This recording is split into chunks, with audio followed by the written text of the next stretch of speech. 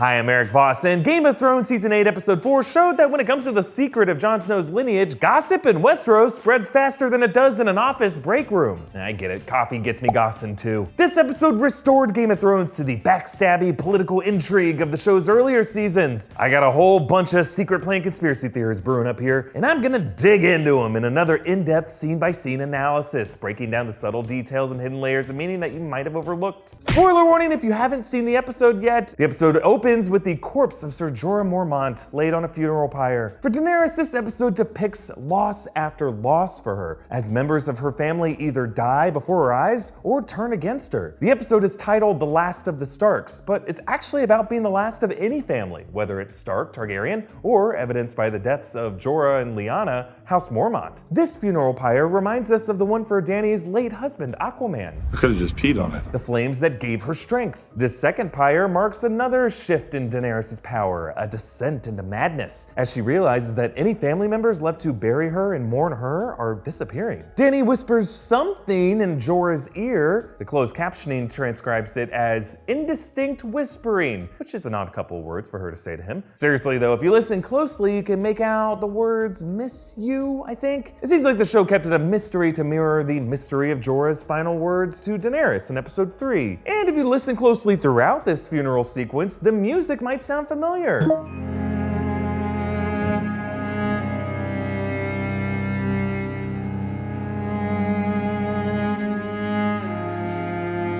Composer Ramin Djawadi is using his Night King theme from episode 3.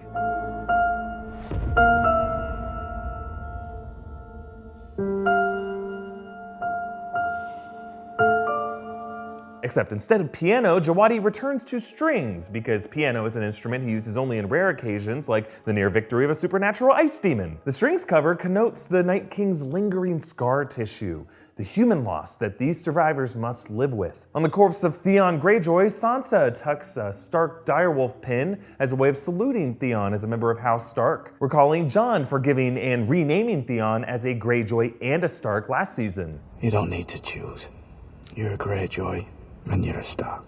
A wider shot reveals the scale of this death toll, a vast grid of pyres. Further behind this grid is a mound, wondering if this is the bones and limbs of the zombie wights of the army of the dead that showed up, left to rot. But these pyres are being burned as a northern tradition to burn their dead, not necessarily out of White Walker superstition, but to honor them, and yeah, because no one's gonna dig graves for thousands of people in that rock-hard permafrost. Jon's direwolf ghost is revealed to have survived last episode, though he is bloodied up and he's missing an ear. While Daenerys' Dothraki blood rider, Kono, didn't survive the cavalry charge. Admit it, you hardly thought of him at all, did you? Jon gives this eulogy. It is our duty and our honor to keep them alive in memory for those who come after us and those who come after them. He's calling back Bran and Sam's description of human memory. The Night King wanted to erase their history, killing all of them in an even deeper, permanent way. So by insisting on the memory of the fallen, Jon is immortalizing them. Jon also quotes the vows of the Night's Watch. They were the shields that guarded the realms of men. Dolorous Ed's death marked the end of the Night's Watch, but all of these soldiers served as brothers of the Night's Watch. With the wall destroyed, Winterfell became their wall, the line upon which winter fell. Wait a minute. At the feast, Daenerys singles out Gendry as son of Robert Baratheon, her former enemy, but since all the Baratheons are dead, that leaves the Lord of Storm's End kind of a mystery. So who's Lord of Storm's End now? I don't know, Your Grace.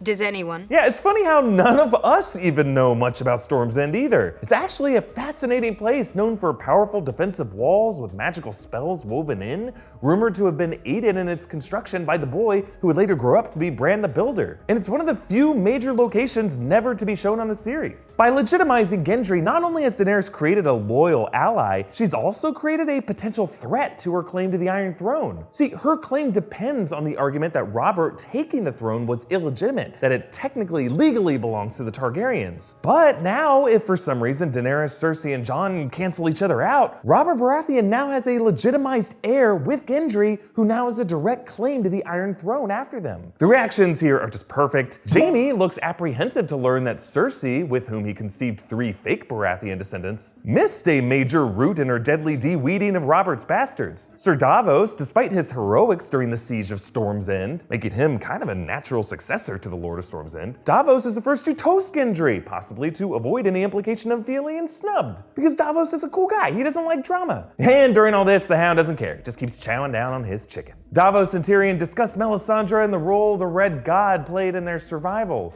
Lord of Light. We play his game for him, we fight his war and win. And then he f***s off.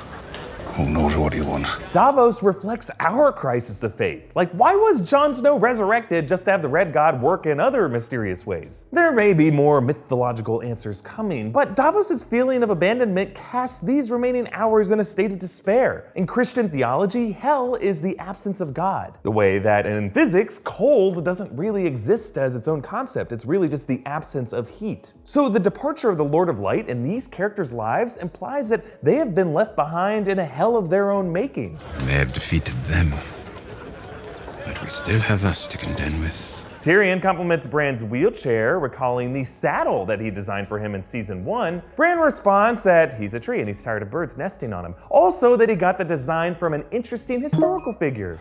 It's the same as the one Daeron Targaryen built for his crippled nephew 120 years ago. Cool. Bran is referring to Daeron II, aka Daeron the Good, who ruled about 120 years before the present day. Tyrion actually brought up Daeron the Good when presenting Joffrey with his wedding gift. Book? The Lives of Four Kings, Grand Maester Keith's history of the reigns of Daeron the Young Dragon, Baelor the Blessed, Aegon the Unworthy, and Daeron the Good. A book every king should read. This, of course, was a book that Joffrey hacked to shreds, but Bran would never mutilate a tree relative like that. Bran says he lives in the past, and maybe there's a deeper meaning to his knowledge of history here. Because Daeron's crippled nephew probably would have been the son of Daeron's sister named Daenerys, whom our Daenerys was named after. That Daenerys was forced into a marriage and fell in love with a relative. Which I know, that's a common thing in the Targaryen family. But given these parallels with our Dany, could this be foreshadowing that Dany could give birth to a cripple? Tyrion, Jaime, Brienne, and Podrick play a drinking game similar to Never Have I Ever, where if they say something true about you, you have to drink. Jaime says Brienne is an only child, something she claims she already told him, but he just says he surmised. A callback to their introduction back in season 2. Do you have any brothers and sisters, my lady? It's a long way to King's Landing. Might as well get to know one another. Then Jaime says that Brienne danced with Renly Baratheon, and then she glares at Podrick before drinking. That's because in season 5, Brienne told Podrick the story of how the boys at the ball teased her, but that Renly was kind to her. You danced with me and none of the other boys could say a word. Later, Brienne guesses that Tyrion was married before Sansa, and Jaime orders him to drink. Tyrion scowls at his brother because it's a nod to Tysha, Tyrion's first wife, who was actually a prostitute whom Jaime hired to pretend to love Tyrion. Tywin had the marriage annulled. He made Tyrion watch as all of his guards had sex with Tysha. It's a pretty dark story, and Tyrion must be pretty wasted if he doesn't lunge at Jaime right now. But then Tyrion tells Brienne that she's a virgin, and Podrick drinks. Now he could just be drinking out of embarrassment for Brienne, but some have interpreted this as Podrick admitting that he's a virgin, which would fly in the face of his legendary ways with women. Based on his singing a few episodes back, some are saying his mysterious moves might have just been to sing to these women. But later, when Sansa sits with the Hound in the background, Podrick cozies up with the woman that the Hound just scared away, and he heads off with 2 ladies. Nice. Sansa and the Hound recall his kindness toward her in King's Landing in season 1, and the Hound refers to Ramsay Bolton torturing her. Sansa says, "And he got what he deserved. I gave it to him." Oh. Hounds. By recalling her feeding Ramsay to his own hounds, Sansa is in a way thanking the Hound for being one of her many inspirations. During this party, Daenerys overhears Tormund praising Jon. What kind of person climbs on a dragon, a madman, or a king! Notice that Tormund says what kind of person, not what kind of man. I don't think he means it, but the line hits home with Daenerys. Like Jon, she's a dragon rider, but not the king Tormund is describing, meaning that must make her the madman. As Daenerys reflects on this, Varys comes into focus behind her, already sensing that Daenerys doesn't have the pull with these people that Jon does. Unlike Jon, she's isolated without brothers or sisters to drink with, which is a shame because many of you noticed she picked up a spare mocha latte and everything. Yes, someone on crew probably left a coffee cup on the table. My guess is that it was used to refill Tormund's sloshing horn between takes, and that this was the only shot of Daenerys from the sad, pathetic, lonely angle. Also, explaining this just made me say the word sloshing horn. So let's just move on. Whereas Daenerys wants a family, Arya refuses one, denying Gendry's proposal. I'm not a lady. I never have been. That's not me. Arya's words are a callback to what she told her father Ned in season 1. You will marry a high lord and rule this castle, and your sons shall be knights and princes and lords. No. That's not me. Arya is also calling back to her moment with Nymeria last season, when her direwolf turned away from the chance to rejoin the Stark pack. That's not you. All of this signaling that Arya's time with her Stark pack at Winterfell might be done, and she's ready to go back on her own individual journey. Jaime anoints Brienne, and this hot sex scene begins with a close-up of Brienne's sword, Oathkeeper, the sword that Jaime gave her to reflect the mutual respect they built for each other. They take off each other's clothes, reflecting the last time they saw each other in the buff, back in the baths in season 3, the first moment that Jaime Lannister showed his true vulnerability. Later, everyone reviews their map table, revealing the battle's exact death toll. How far gone?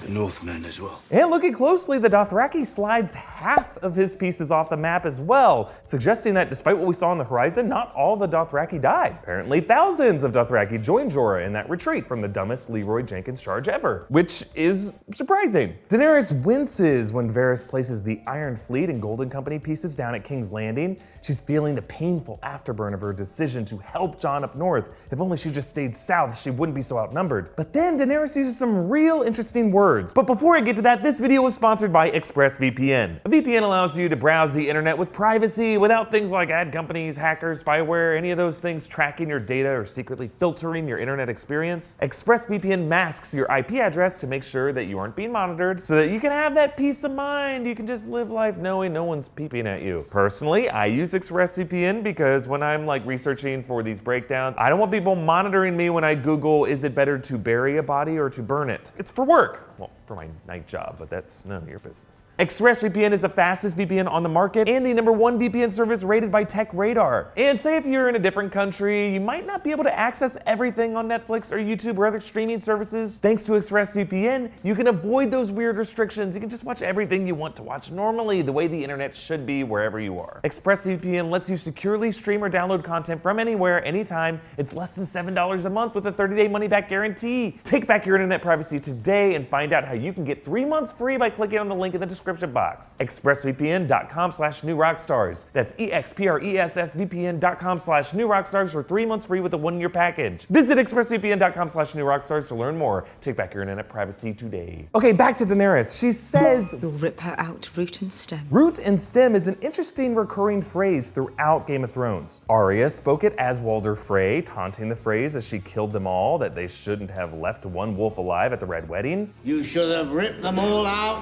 root and stem. I'm the best character actor ever, and I'm missed on that show. And when Daenerys says it here, notice that Varys winces too, because he also said it in reference to the way that sorcerer castrated him when he was a boy. With a hooked blade, he sliced me, root and stem. So root and stem refers to this idea of eradicating someone's legacy, their literal ability to procreate and make descendants, but also their memory living on and taking root in future generations. It's a pretty bombastic comment for Daenerys to say, because because erasing the history of the enemy was exactly the goal of the Night King. Jon just spoke out against this kind of historical revisionism in his eulogy. And as I mentioned before with Gendry, this episode also reminded us of Cersei's root and stem campaign to kill all of Robert's bastards. How that failed with Gendry's survival and now ascent to lordship and a threat to her Iron Throne. So for Daenerys, saying this is another example of her descent into Cersei-style villainy and madness in this episode. Varys confirms that Yara Greyjoy has reclaimed the Iron Islands and that there's a new Prince of Dorne. And the last time we saw Dorne, the Sand Snakes murdered Prince Doran Martell along with his heir Trystane. But in the books, Doran actually had another son, Quentyn Martell, and he became a knight. We'll see if he comes up on the show or if this was just brought up. Their plan is to split their forces, a larger land force down the King's Road and then a smaller navy and the dragons from White Harbor sailing down to King's Landing. The idea is to blockade the city from land and from sea, gradually starving it in a siege. It's similar to the siege of Yorktown that ended the American War of Independence, which featured the combined Continental Army and French forces blocking the British by land and the French fleet blocking Chesapeake Bay by sea as they bombarded the British forces and starved them of resources. But there's actually a much bloodier, much more drawn out and less victorious siege that they might be pulling from for King's Landing here. I'll bring it up later. In the Godswood, Arya states the title of the episode.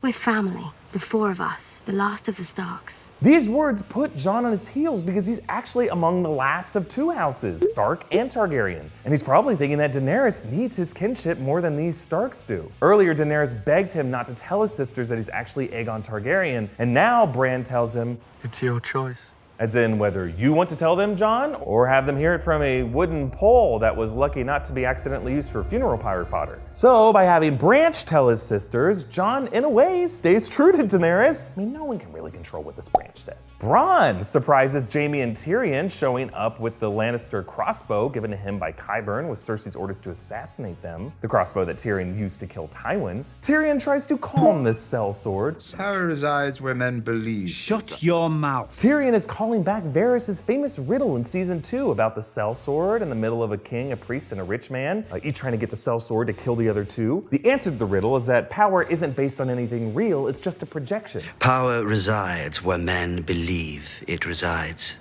It's a trick. A shadow on the wall. Tyrion tries to cast a similar tricky shadow here, promising Bronn Highgarden, twice as valuable as Riverrun, with Bronn recalling Tyrion's offered him back in season 1. And if the day ever comes when you're tempted to sell me out, remember this. Whatever their price, I'll beat it. I like living. But Jaime says, Highgarden will never belong to a cutthroat. No? Who were your ancestors? The ones who made your family rich? Fancy lads in silk? Bronn is reminding us of the ancient figure Lan the Clever, founder of House Lannister, who famously tricked the Casterlys out of their valuable gold mines and castle. So Bronn is saying that tricks and treachery are as good of ways as any to establish a house and a dynasty. Arya catches up with the Hound on their way out of Winterfell, asking, You're heading to King's Landing? Some unfinished business. Hear those air horns? Yeah, that unfinished business sounds a lot like Clegane Bowl to me. Remember earlier, the Hound mentioned this business to Sansa as well. There's only one thing that'll make me happy. And what's that? That's my f***ing business. The last time the Hound mentioned any active plans down south, it was at the end of last season to his brother Gregor Clegane. It's not how it ends for you, brother. You know who's coming for you. Yeah, brother. You know what's coming for you, brother.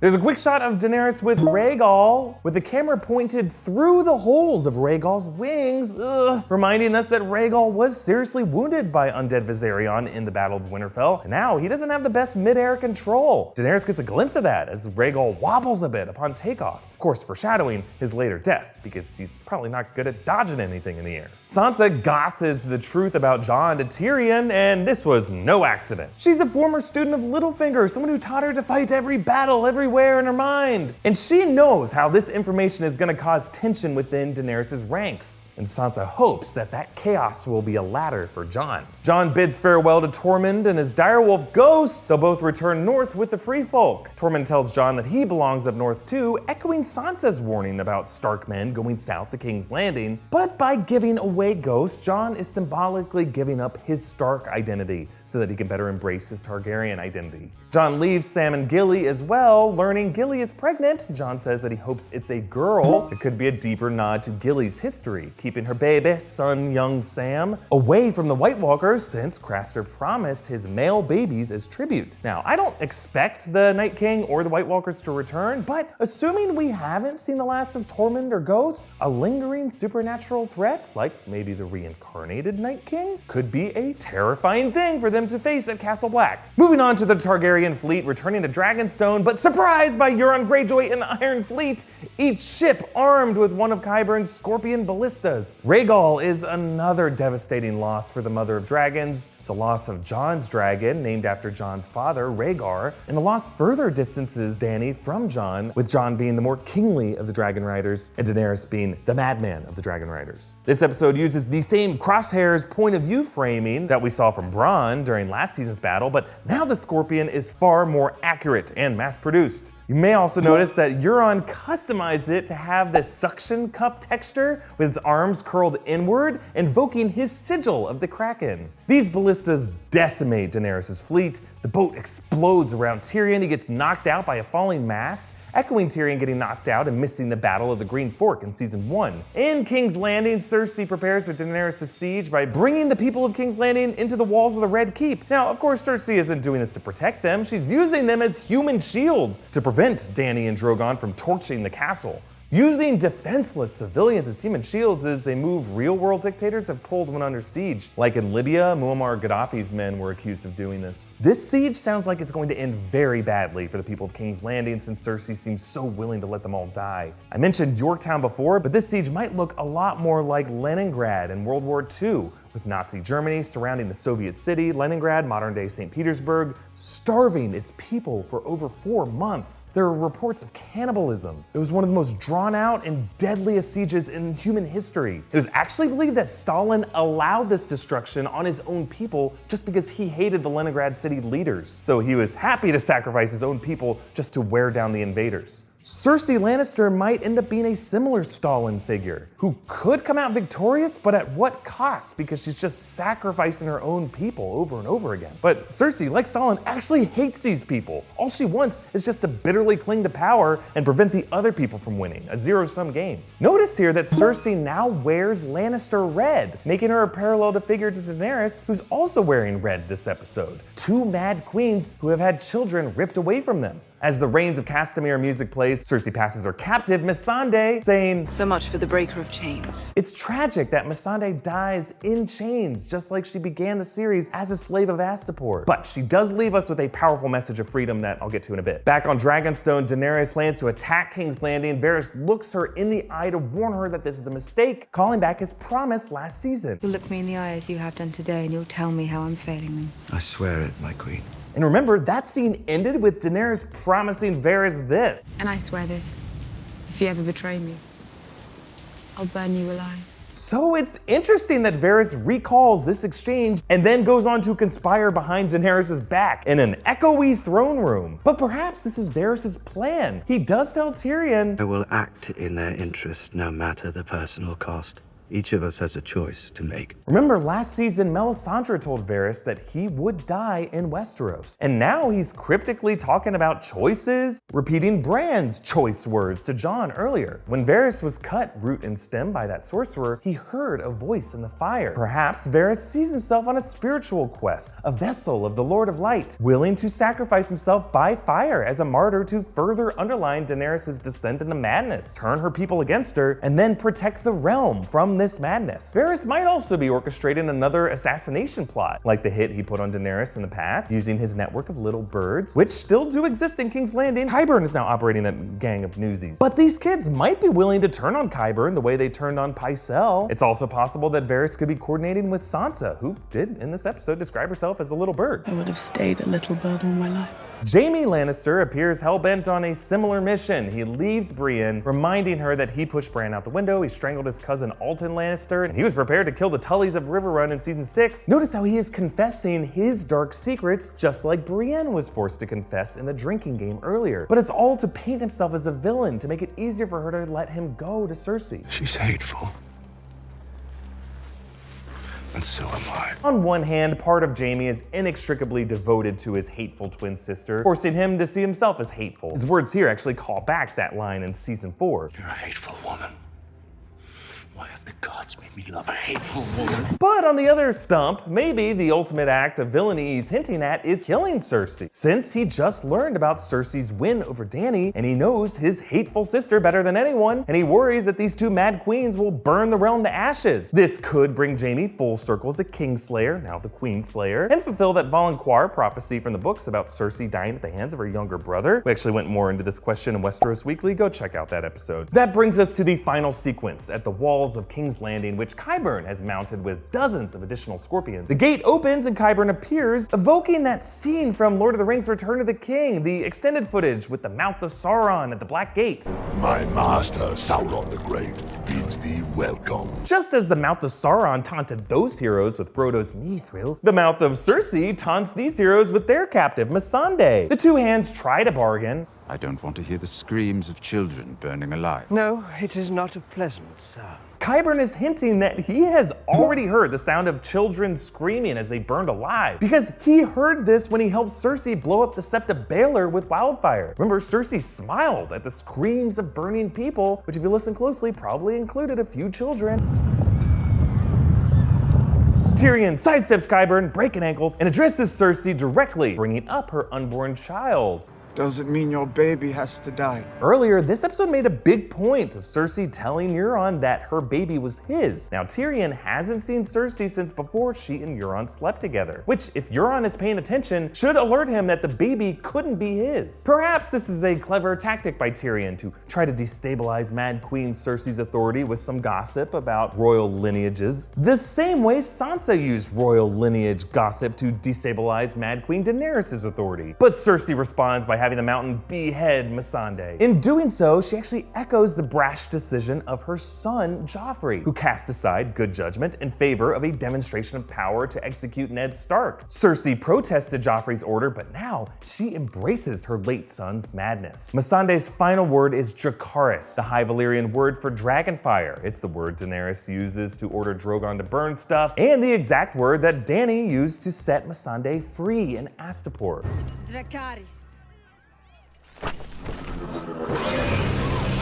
So by saying this here, Missandei's returning to her moment of freedom as she is freed from this world. But Missandei's also leaving Daenerys with a really dark message. Because of course, Daenerys uses Dracarys the same way that her father, the Mad King Aerys II, would scream, "Burn them all," in his dying breaths when he ordered his maesters to burn down King's Landing with wildfire. Dracarys and burn them all essentially mean the same thing. Like her father, Daenerys has found herself at the end of her rope, losing family members by the hour from death or betrayal.